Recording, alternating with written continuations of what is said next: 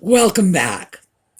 Well, after yesterday's little clothing adventure, I thought we would take a closer look at really inexpensive accessories.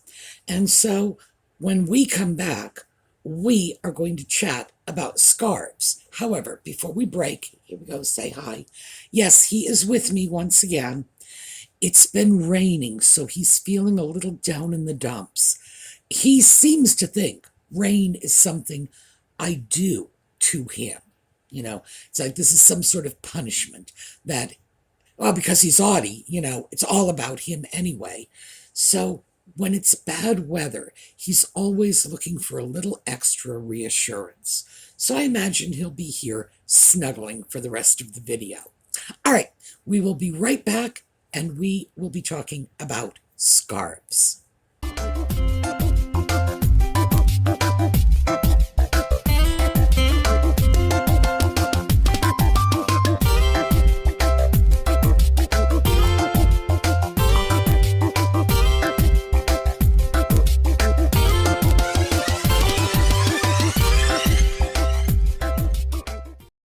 So Audie is still here.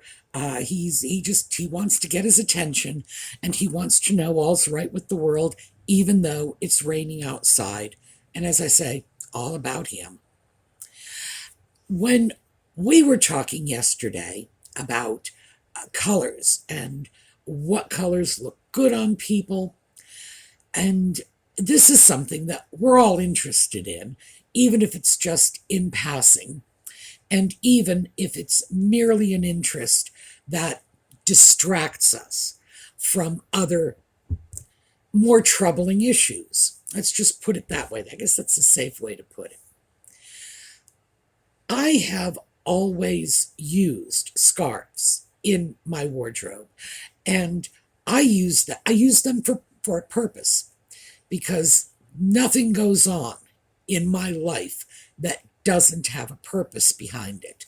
I tend to be a very purpose-driven person, way too serious for my own good.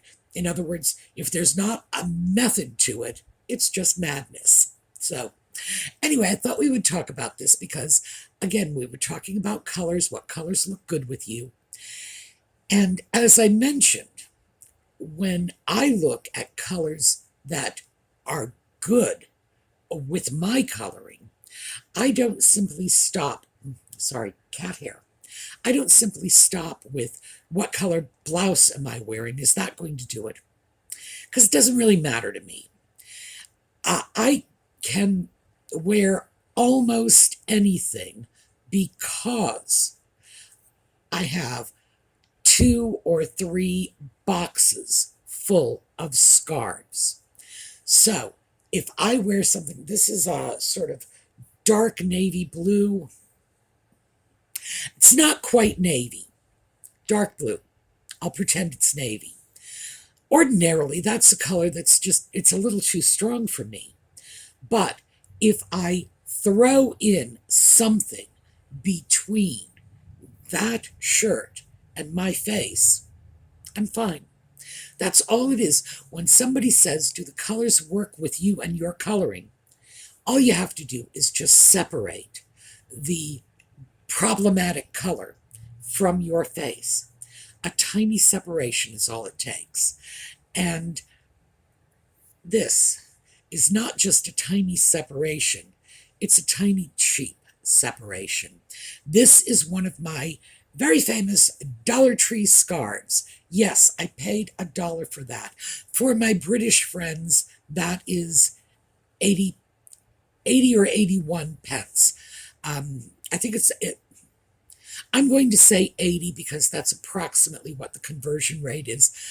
Don't hold me to that, because these conversion rates literally change daily. So I could say 80 and, by tomorrow it could be 85 or 75. Who knows? But it's in that range, less than £1. And I have a whole box of these.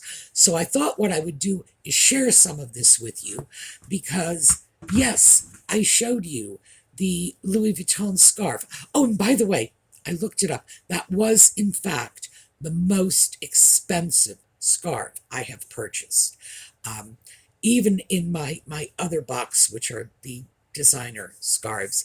Yeah, and embarrassingly, yes, I have a box of designer scarves. Some of them are beautiful, some of them I don't even know what I was thinking, spending that kind of money for a scarf. I acquired a lot of them during the pandemic period when things were not going well and I wanted to cheer myself up a little. I would grab a scarf. Now, ordinarily, I could grab a scarf. Oh, here's another one of, this is one of my favorites. This is another one of my dollar scarves. Ordinarily, I could do that. But during the pandemic, sometimes these stores were closed. They weren't always getting stock in. So my usual $1 scarf haunts were very often not available to me. So I would go online and pay way more than $1. But as I said before, I never, ever pay full retail for those things. That's not happening.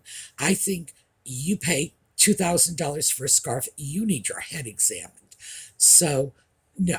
But I do have some that are considerably more than $1. However, point being, you don't need to pay a great deal of money to get a very nice scarf. In fact, this one is this. Let me just open this out a little so you can see a little more of the pattern.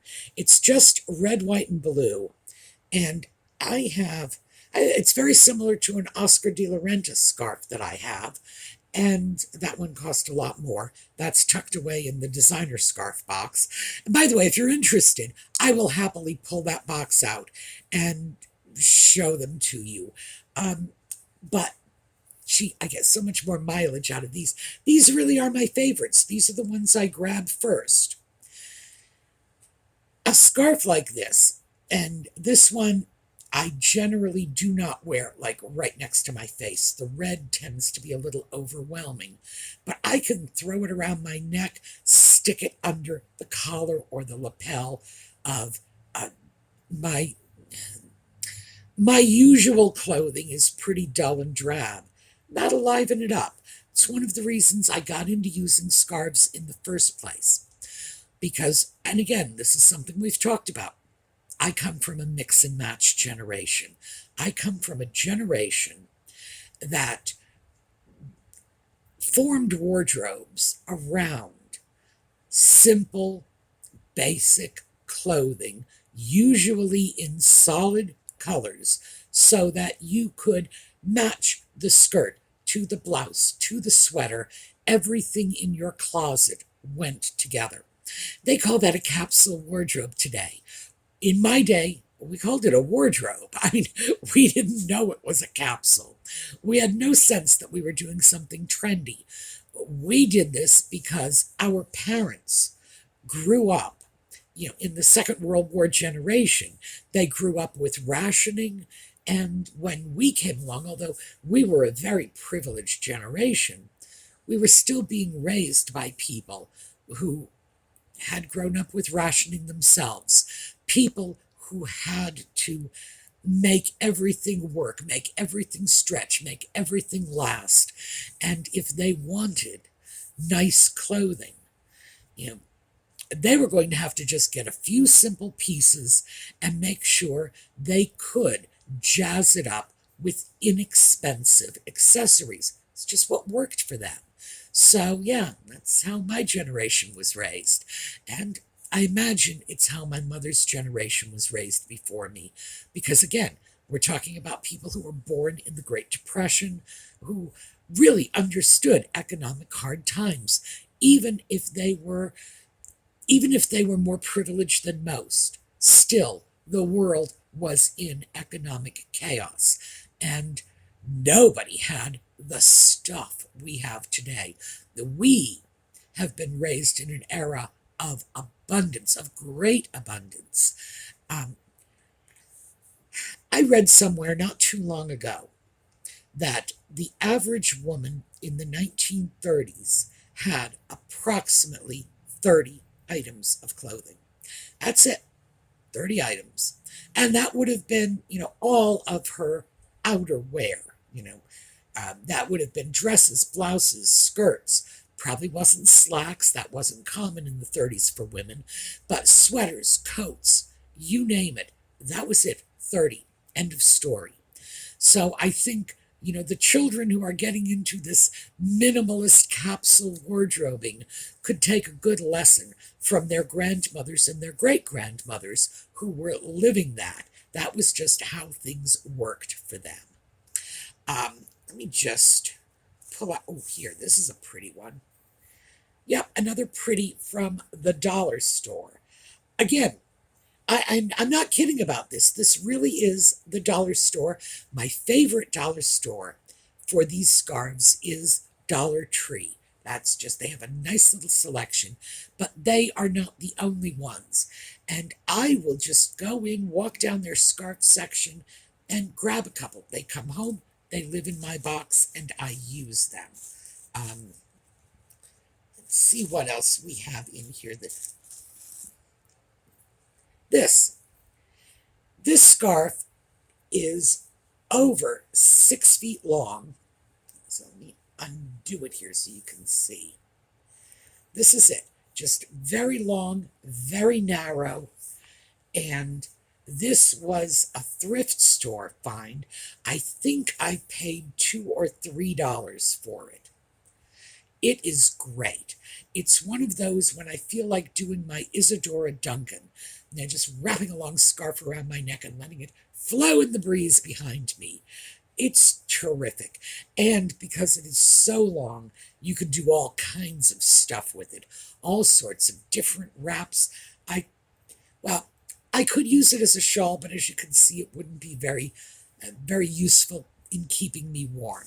But my primary purpose for most of these scarves is not practical in terms of keeping me warm, keeping my hair out of my face, things that our grandmothers or great-grandmothers would have done with these scarves. For me, the practical consideration is making diverse pieces in my wardrobe work together.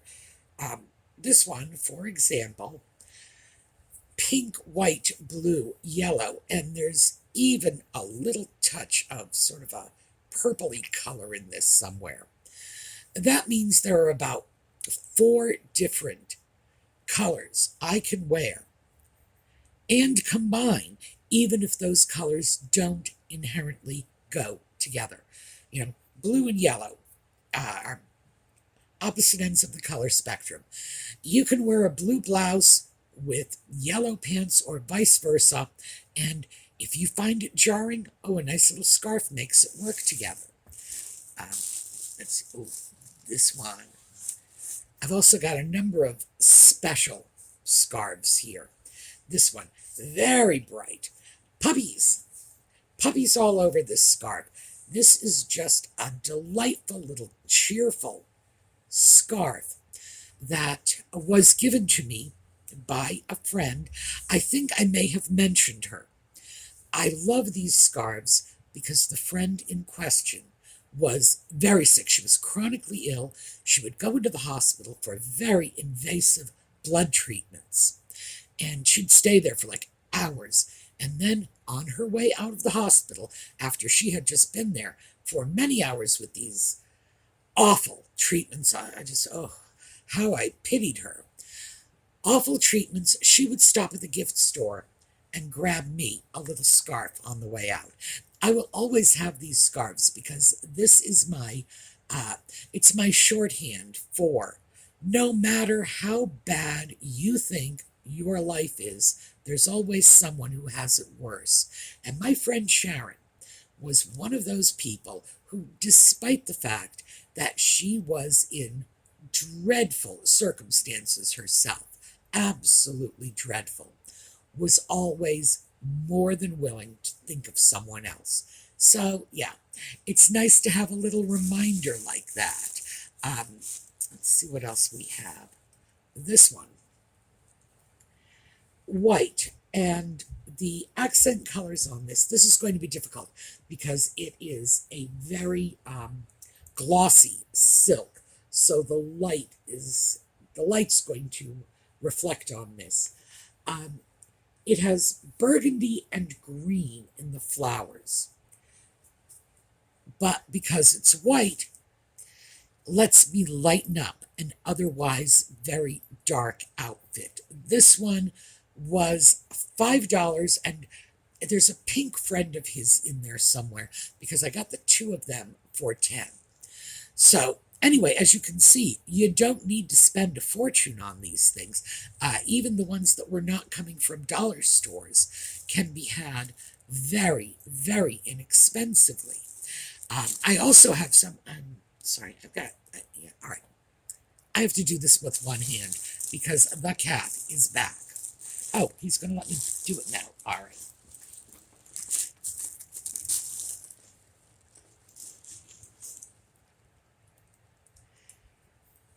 This one. This is, here, let me turn it around so you can see more of the pattern.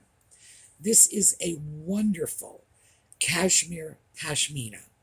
I get these at thrift stores, usually in the range of $5 or $10. $10 is the very upscale thrift stores. These are, well, and it's cashmere, it's soft as you please. And these I can wrap myself up in if I want to stay warm. They do have that practical purpose of keeping you warm as well as jazzing up an outfit. And a lot of these, and perhaps you'll notice, I've got a wide variety of colors here. This one's pink. There was another one I pulled out that was red. Let's see. Ooh. Here, this one. This one, yes. Actually, I got this one from an online, oh yes. I got this from an online store that specializes in tichels, headscarves for Orthodox Jewish women. Also, of course, there are Muslim women who do cover their hair as well. And so this store doesn't just, well, they don't discriminate. They don't care who you are or why you want to cover your head. They sell scarves.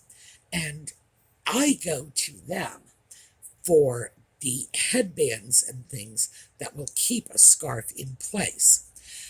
And yes, for those of you who would like to wear a scarf, but you find it slips, they've got headbands you can wear that will keep it from slipping.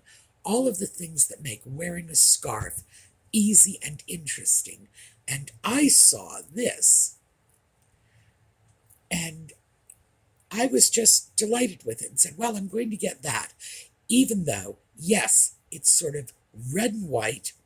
Again, very strong colors. I think a little too strong for me. But having that available lets me spice up an otherwise very dreary outfit.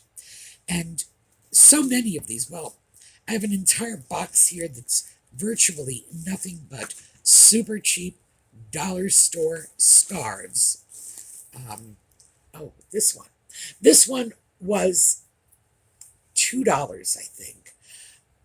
Thrift store find. And this one, this has been in my scarf box for many years. And I never really thought I got a great deal of use out of this one. But I recently acquired a piece in this sort of dark burgundy color. Now, again, I'm going to have to pull back because these silk pieces often reflect light, so it's hard for you to see. But this is just two colors. It's pink. That's the thing I think you may be having trouble seeing.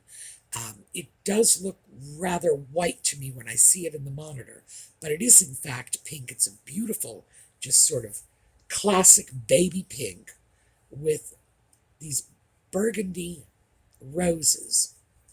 I thought this was something that was just going to sit in my scarf box virtually forever, hardly ever seeing the light of day, until I recently acquired a burgundy cape. Again, something that's probably a little too strongly colored for me. But oh look, pink is not too strong for me. So now I have something to wear with the scarf, and I am indeed pleased by that. So the fact is that even when I don't see myself using a scarf immediately, if it's available out there, I will grab it. And I grab them at thrift stores, yard sales, antique shops, and I've grabbed scarves when I have gone out antique shopping. So in some of my videos, you will see that I have grabbed a scarf, a pashmina, whatever, even if I was there for a totally different purpose. When I see them, I buy them because they are so inexpensive and so versatile, and you get so much bang for your buck. So this is what I would say to you. If you are one of those people like me, and I've talked about this, I love these dark jewel tone colors, and they just overwhelm me. I don't have that coloring. The women who can wear those jewel tone colors are the women like Snow White, with the black hair and the pale skin and la la la. That's not me. The pale skin, yes, but the black hair, no. I wouldn't even say the pale skin. My skin has always been a little more on the ruddy side. I have that sort of Hibernian look, which, by the way, is that's literally the truth, because even though I probably appear like a blonde to most of you, technically I'm a redhead. My hair, up until I hit my 60s, was strawberry blonde. It was always very reddish, and the red was usually pretty obvious to people. So, yeah, red hair, green eyes, you gotta know, that is a combination that is prominent in Ireland and Scotland. Those are the two places in the world where you see the largest percentage of people with red hair and green eyes. Out in the real world, people with red hair and green eyes comprise maybe 1/7% of the population has that particular combination. So much as I love the beautiful jewel tones that dark-haired women can get away with without even thinking about it, yeah, I'm afraid that's not for me, but I can pull them off just with the addition of a scarf. And never lose sight of the fact that a scarf can change your entire outfit. You can wear the same white blouse and black skirt or navy blue skirt, whatever. Same, and by changing out your scarf, you make a whole new outfit, because nobody is ever going to remember the white blouse and navy blue skirt, because by themselves they are rather dull. I mean, the whole point of it is they are neutrals, they are basics. No one looks twice at them. What they'll look twice at is your scarf. And funny thing is, they never seem to notice that your scarf only cost $1. So it's a way to get a tremendous bang for your buck. And for many of us who are looking at essentially just reconstituting a wardrobe from scratch, you know, we've gained weight or lost weight during the pandemic. We have not been clothes shopping in a long time because we've been in isolation. We've been sort of sheltering in place. It's the perfect answer, because scarves are cheap, colorful, and they really are workhorses. Say that 3 times fast. Workhorses in your wardrobe. And Most of us don't use them as much as we should. Now, that's not necessarily true for our generation. Our generation did grow up with scarves as part of a wardrobe, but somewhere along the line, and I think it was probably the 60s or 70s, they just sort of trickled out of fashion. And so, why not?